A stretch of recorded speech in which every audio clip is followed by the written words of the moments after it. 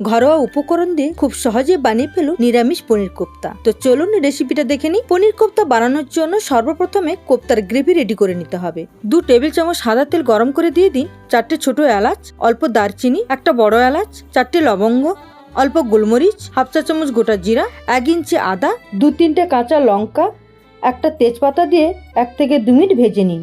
ভেজে নেওয়ার পর 3টে মাঝারি সাইজের টমেটো, অল্প একটু নুন দিয়ে টমেটো নরম হয়ে যাওয়া পর্যন্ত কষান। যখন দেখবেন টমেটো নরম হয়ে এসছে তখন দিয়ে দিন 10-12টা কাজু, 1 চা চামচ হলুদ গুঁড়ো, 1 চা চামচ লঙ্কার গুঁড়ো, 1 চা চামচ ধনিয়ার গুঁড়ো, 1 চা চামচ জিরের গুঁড়ো দিয়ে আবারও 2 থেকে 3 মিনিট কষিয়ে নিন। এরকমই হলে পরিমাণ মতো জল দিয়ে 5 মিনিটের মতো ফুটিয়ে নিন। 5 মিনিট ফুটিয়ে নিয়ে ঠান্ডা করে পেস্ট করে নিন। এবার এই পেস্টটাকে ছাঁকুনির সাহায্যে ছেঁকে নিন। 200 গ্রাম পনির গ্রেট করে নিয়ে একটু মাখিয়ে নিন। মাখিয়ে নেওয়ার পর এর মধ্যে দিন 2 টেবিল চামচ ময়দা, আপনারা চাইলে কর্নফ্লাওয়ারও দিতে পারেন, অল্প একটু নুন, 1 চা চামচ গোলমরিচের গুঁড়ো, অল্প এলাচের গুঁড়ো দিয়ে খুব ভালো করে মাখিয়ে নিন। মাখানো হয়ে গেলে কুচনো কিশমিশ, কুচনো বাদাম দিয়ে আবারও ভালোভাবে মাখিয়ে নিয়ে লাড্ডুর মতো করে নিন।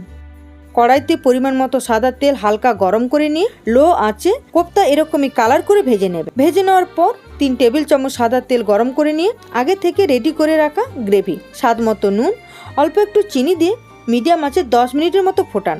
গ্রেভি ভালোভাবে ফুটিয়ে নিতে হবে, তা না হলে কিন্তু ভালো টেস্ট হবে না।